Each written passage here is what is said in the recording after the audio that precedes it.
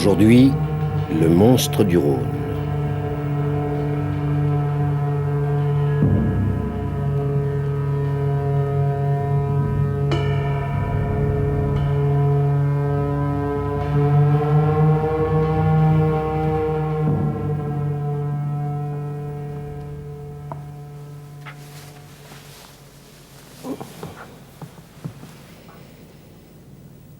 Il semait la terreur sur les rives du fleuve. Il se nourrissait de chair humaine. Et dans cette région sauvage de la vallée du Rhône, les habitants vivaient épouvantés. C'était un monstre. Il s'appelait le Brame. Quand il fonçait sur ses proies, on l'entendait pousser un horrible mugissement pareil à celui d'un taureau en colère. Alors, les villageois se cachaient dans leurs maisons, se bouchaient les oreilles. Les feuilles des arbres elles-mêmes frissonnaient. Le Brame ressemblait à un énorme dragon. Il avait le corps couvert d'écailles, 2 ailes lourdes en forme de nageoires coupantes, hérissées de piquants qui lui permettaient à la fois de voler et de nager. Au bout de son long cou, se dressait une tête cruelle. Ses naseaux lançaient des flammes, ses yeux brillaient comme des lames de poignard. Ses pattes évoquaient celles d'un aigle géant à cause de leurs griffes recourbées qui lacéraient les proies. Ses mâchoires effrayantes s'ouvraient sur des dents de requin. Et puis ce cri terrible qui glaçait jusqu'aux os. Le Brame aimait chasser près du barrage, un barrage que l'on avait construit pour garder une partie des eaux du Rhône et les lui rendre en été quand son niveau baissait. Ainsi, le fleuve pouvait en toute saison servir à la navigation. Mais en dehors des heures où il chassait, le Brame vivait dans le lit du Rhône. C'est là, sous l'eau, qu'il emportait ses captures. De malheureuses lavandières qui frottaient leur linge sur les rives, des bergers, des pêcheurs, et aussi des bateliers, car le Brame, d'un coup de rein, faisait chavirer les barques qui transportaient les gens et les marchandises d'une rive à l'autre du fleuve. On racontait que le monstre dévorait ses victimes dans sa caverne au fond du Rhône, et qu'il entreposait les sacs de blé, les tonneaux de vin, les bouteilles d'huile tombées des barques renversées. Mais personne n'avait vu cette caverne, car jamais personne n'en était revenu. Cependant, des débris de vêtements rejetés à la surface laissaient supposer le pire. Un après-midi d'automne, Guillaume, un garçon de 15 ans, poussa son troupeau de vaches un peu plus loin que d'habitude vers le Rhône, là où nul n'osait plus s'aventurer à cause du Brame. Guillaume habitait avec sa mère, Julia, une maison isolée à 200 ou 300 mètres du fleuve. Julia était veuve. Elle ne possédait que quelques pâtures. Or, les bêtes avaient faim. Voilà pourquoi, malgré le danger, Guillaume laissa ses vaches paître non loin du Rhône, là où l'herbe était encore grasse. Le garçon chantait pour passer le temps. Il avait une voix belle et joyeuse. Et le soir tombait. Guillaume se préparait à rentrer ses vaches. À ce moment, il aperçut au bout du sentier Lucas, un de ses camarades qui venait parfois le rejoindre et bavarder avec lui. « Oh, Guillaume !» Mais soudain, la terreur cloue Lucas au milieu du chemin. Il pousse un cri. Au-dessus du Rhône, dans un gargouillement d'eau remuée, le Brame vient de surgir, énorme, noir, l'œil allumé, sa gueule rouge menaçante. Il déploie ses ailes d'écaille, lance son horrible mugissement et se jette sur Guillaume. Il saisit le garçon qui se débat et, serrant sa proie hurlante entre ses griffes, l'emporte dans les airs vers le fleuve. De l'enfant, il ne reste qu'un sabot sur la rive. Lucas, paralysé par la frayeur, demeure quelques secondes sans bouger. Puis brusquement, il prend ses jambes à son cou et court jusqu'à la maison de Guillaume. Julia préparait le repas. Le Brame a pris votre fils !» La mère hurle de douleur. Tout de suite, elle se précipite au dehors, coupe par les champs pour atteindre plus vite le fleuve. Les chardons lui griffent les jambes, des chauves-souris la frôlent de leurs ailes. Le hibou ulule. La nuit vient, mais Julia court, court. Il faut sauver Guillaume, retrouver la trace du monstre. Hélas, parvenue au bord du fleuve, Julia ne voit que les vaches qui broutent dans le noir. Le brame n'a laissé aucune trace. La femme se laisse tomber sur la rive en pleurant. À quelques mètres du sabot que l'obscurité lui cache. Tenant toujours le petit vacher entre ses griffes, le monstre avait plongé dans le Rhône. Au contact de l'eau glacée qui lui entrait dans les yeux, le nez, la gorge, Guillaume s'était débattu de plus belle. En vain, les cruelles griffes se resserraient sur lui. Le garçon étouffait, suffoquait.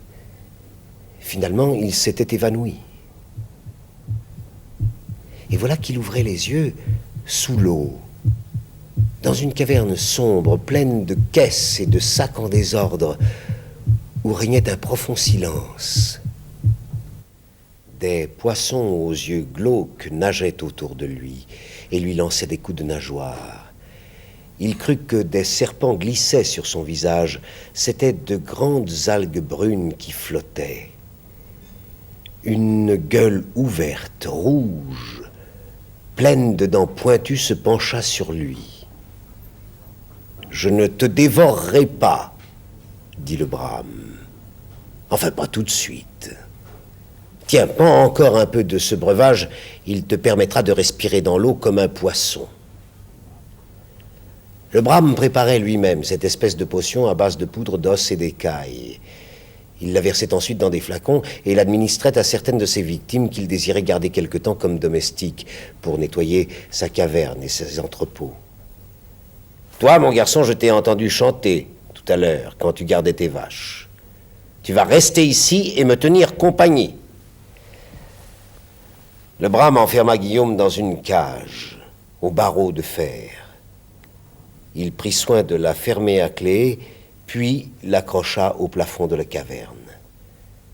Les supplications du pauvre vacher ne servirent à rien. Quelle terreur pour lui de se sentir ainsi en prison, accroupi, sans pouvoir se tenir debout, avec la pensée de ne sortir de cette cage que pour être dévoré. Sur la rive, Julia pleurait toujours. Tout à coup, un bruit de rame sur l'eau la fit sursauter. Une forme blanche qui conduisait une barque s'approchait d'elle. C'était un personnage squelettique, couvert de voile, qui dissimulait son corps et une partie de son visage. On ne devinait que ses orbites, creux. Il parla d'une voix sépulcrale. « Je suis le fantôme du crépuscule. Tu cherches ton fils. Le brame vient de l'emporter au fond du fleuve, dans sa caverne, sur la rive droite. Tu es sur la rive gauche du fleuve. Je peux te faire traverser si tu me donnes en échange tes cheveux. Ils sont noirs, les miens blanchissent, je veux les renouveler. » La femme soupira, mais sans hésiter défit son chignon. Le fantôme ramassa un couteau dans sa barque et d'un coup sec trancha la natte de Julia. Puis il fit monter la femme à ses côtés.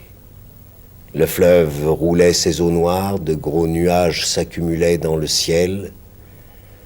Le fantôme ramait, ses eaux saillaient sous les voiles. La femme grelottait. Elle arriva sur l'autre rive. Dès qu'elle eut mis pied à terre, le fantôme disparut en ricanant dans le brouillard. Comment faire pour descendre au fond du fleuve? Julia ne savait pas nager. Si elle plongeait, c'était la mort. La malheureuse essayait de réfléchir.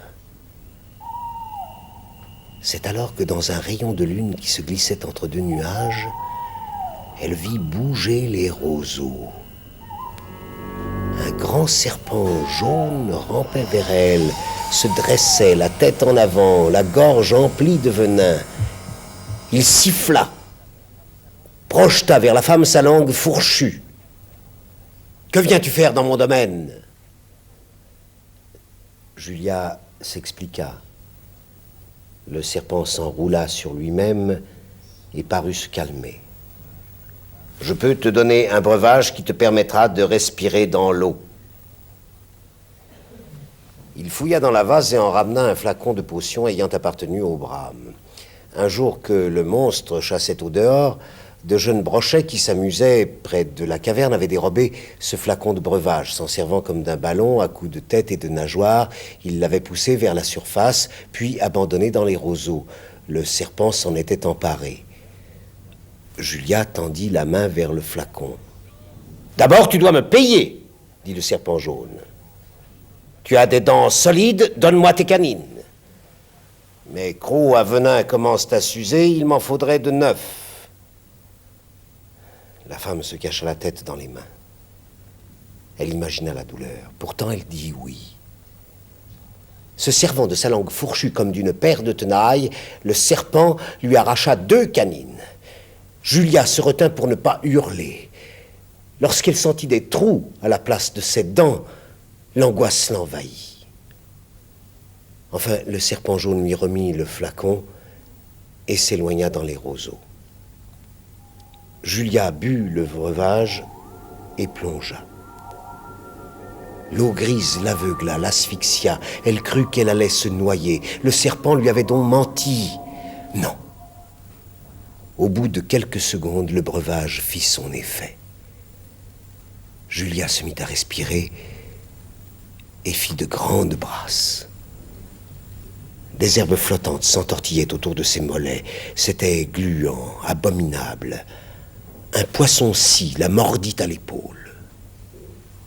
Elle atterrit au fond du fleuve sur un banc de cailloux devant un jardin entouré d'une haie de cactus aux énormes piquants.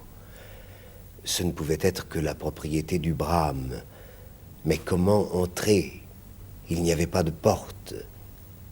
L'endroit était désert, pas un bruit. Sur le fond limoneux, une barque échouée prenait l'eau de toutes parts et achevait de pourrir. Le cœur de Julia battait fort. Cette solitude, ce silence était impressionnant. La femme fit un pas vers la haie. « Halte là! Pourquoi viens-tu troubler notre sommeil ?» demanda le plus grand des cactus dont les piquants se hérissaient. Tous ensemble, les autres cactus tournèrent leurs épines vers Julia. On aurait dit une armée menaçante. Je vais voir le Brahme, murmura la pauvre mère de Guillaume. Tu veux dire que tu viens te faire dévorer? Ricana un petit cactus à l'air méchant. Je cherche mon fils. Eh bien, nous te laisserons passer, décida le grand cactus, mais à une condition. Avec l'automne, les eaux du Rhône deviennent de plus en plus froides. Nous grelottons. Il faut que tu nous réchauffes. Et Julia réchauffa les cactus en les serrant contre sa poitrine pour leur donner sa chaleur. Les piquants pénétraient dans sa peau, la déchiraient. La femme ne pouvait s'empêcher de gémir. Toutes ses aiguilles. Les vêtements de Julia étaient en lambeaux. Ses bras, couverts d'égratignures, saignaient. Quand elle eut réchauffé le dernier cactus, celui-ci replia ses feuilles pour laisser passer Julia. Elle pénétra dans le jardin où poussaient des fleurs de verre étranges aux couleurs sombres, noires, grises, violettes. Des ossements de toutes sortes parsemaient les allées. Ça et là traînait aussi une casquette de batelier, un fichu de lavandière, un jouet d'enfant. Voilà tout ce qui restait des victimes du monstre. La femme avançait, le cœur plein d'angoisse, dans le sinistre jardin. Ses pieds meurtris la portaient à peine. Reverrait-elle Guillaume? Au détour d'une allée, elle aperçut la caverne, sombre, creusée dans le rocher, sur le côté droit du fleuve. Cette caverne paraissait profonde. Des sacs, des tonneaux empilés dans la boue l'encombraient. Partout, sur le sol, des arêtes de poissons. Sur les murs couraient des araignées d'eau. Un rat nageait parmi quelques ablettes. « Guillaume !» appela doucement Julia. Personne ne répondit. La femme fait encore quelques pas. Elle lève la tête et découvre au plafond la grande cage. Julia s'approche encore et que voit-elle? Non, ce n'est pas possible.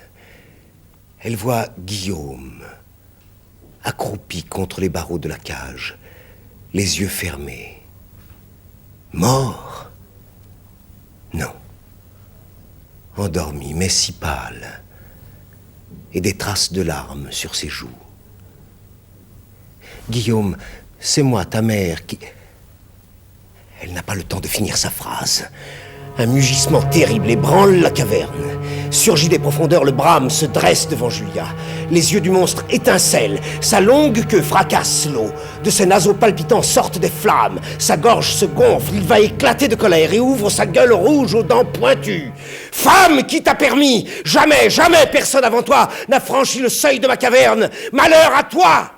Julia tremble de la tête aux pieds. Réveillé brusquement dans sa cage fermée à clé, Guillaume, épouvanté de voir sa mère dans ce lieu maudit, s'accroche au barreau et supplie « Épargnez-la !» Julia se jette à genoux devant les griffes du monstre. « S'il vous plaît, rendez-moi mon enfant !» Le brame tend son long cou vers la femme. Elle sent passer sur elle le souffle glacé du monstre. Son haleine pestilentielle lui donne la nausée. « N'y compte pas !» dit le brame. « Ton fils, je vais le dévorer devant toi pour te punir, et je te dévorerai ensuite. » Julia se tord les mains. « Je vous en prie, ne le tuez pas, rendez-lui sa liberté. Ensuite, vous ferez de moi ce que vous voudrez. » Pendant quelques instants, le brame l'observe. Dans sa cage, Guillaume, tourné vers sa mère, sanglote. Et voilà que le brame pose une patte griffue sur l'épaule de Julia. Tu as de grands yeux et tu sembles voir très clair. Moi, je suis un peu myope, ça me gêne pour chasser. Alors je te propose un échange. Tu me donnes tes yeux, je te rends ton fils. Après tout, la vue, c'est encore plus utile que les chansons. Julia croit qu'elle va s'évanouir. Ses yeux, ce qu'elle a de plus précieux. Non, le plus précieux, c'est son fils. D'accord, murmure-t-elle toute pâle. Guillaume a beau protester. Non, non, mère, ne fais pas cela. Julia tend ses paupières aux griffes du monstre. Déjà, le brame se réjouit. Déjà, il avance une patte cruelle pour saisir les yeux de Julia. Déjà, il... Non. Il n'eut pas le temps de faire un autre geste. Brusquement, un fracas semblable au bruit d'une explosion. Les eaux du Rhône devinrent en une seconde tumultueuses. Elles se précipitaient, roulaient, entraînaient dans leur tourbillon le brame, Julia, la cage dont les barreaux se fracassèrent sous le poids des eaux, libérèrent Guillaume, qui fut à son tour projeté, cogné, emporté. Et de même, le rat, les araignées, les poissons, tout filait à une allure vertigineuse dans le flot devenu fou. On ne voyait plus clair à cause de la boue remuée, des algues arrachées. Le fleuve grondait et son grondement couvrait les cris du brame et ceux de Julia et de Guillaume. Et que se passait-il? Le barrage craquait? Non. Mais les habitants du village, prévenus par Lucas, avaient décidé d'ouvrir les vannes, toutes les vannes, pour que les eaux retenues déferlent et par leur violence chassent le brame de son repère. Maintenant, armés de faux, de fourches, de haches, les paysans, guidés par Lucas, courent vers le pré où le monstre a enlevé Guillaume. Des femmes portent des lampes tempêtes pour éclairer la nuit. D'ailleurs, la lune se montre et brille sur le Rhône, transformé en un gigantesque torrent. Les hommes se sont jurés qu'ils tueraient le brame et délivreraient, s'il était encore temps, Julia et le petit vacher. Le flot sauvage fait tournoyer Guillaume et sa mère, les rejette, les reprend et les pousse jusque vers la surface du fleuve. Ils dérivent dans le courant furieux parmi toutes sortes d'épaves. Julia s'agrippe à un tronc d'arbre déraciné. Guillaume s'accroche à la coque de la barque engloutie, chassée du fond des eaux. Il crie « Au secours !» Les villageois l'ont repéré, ainsi que Julia. « Courage, nous arrivons !» Des hommes, munis de longues perches, essaient d'accrocher le garçon et la femme par leur ceinture. Plusieurs fois, ils échouent. Guillaume et sa mère semblent à bout de force. Enfin, dans un dernier effort, ils se cramponnent aux perches. Le flot les repousse, ils vont lâcher. Non, ils tiennent bon. L'un après l'autre, on les tire de l'eau déchaînée. Ils claquent des dents, mais ils sont sauvés. Le brame aussi fait surface. Des cris de frayeur et de rage accueillent son apparition. Dans la nuit, à la lumière des lampes tempêtes, il semble plus monstrueux encore que dans le jour. Jamais on ne l'avait approché d'aussi près. Sa gueule de requin crache et recrache l'eau bouillante. Il gronde. Ouvrant ses lourdes ailes, il cherche à s'envoler pour fuir. Mais les villageois le guettent. Ils lancent sur lui des pierres, des haches, des épieux. Alors le brame plonge et nage en se cachant sous l'eau. Cependant, il ressurgit, poussé par le courant sauvage. On lui crie des injures. Les bâtons, les faux, les faucilles, lancés par des mains vigoureuses, pleuvent sur lui. Il échappe, il nage plus loin. Les paysans courent sur la rive pour le rattraper. Il se retourne, les menace de ses dents pointues, leur lance des jets de flammes par les naseaux. La lutte dure toute la nuit. Soudain, à l'instant même où le soleil se lève, une fourche, envoyée avec force, atteint le brame, se plante dans son flanc. Une dernière fois, on voit briller son œil cruel. L'écho répercute son cri terrible. Brusquement, le monstre coule dans le fleuve, disparaît. L'eau se colore d'une tache rose. On n'a jamais revu le monstre du fleuve. Est-il mort? Ce n'est pas sûr. On entend parfois mugir dans les défilés de la Donzère, là où le Rhône s'étrangle entre les rochers. Peut-être le brame hante-t-il encore les rives du fleuve, à la recherche d'un promeneur solitaire ou d'un petit berger qui l'emportera dans ses griffes au fond de l'eau, quand la nuit tombe, pour le dévorer.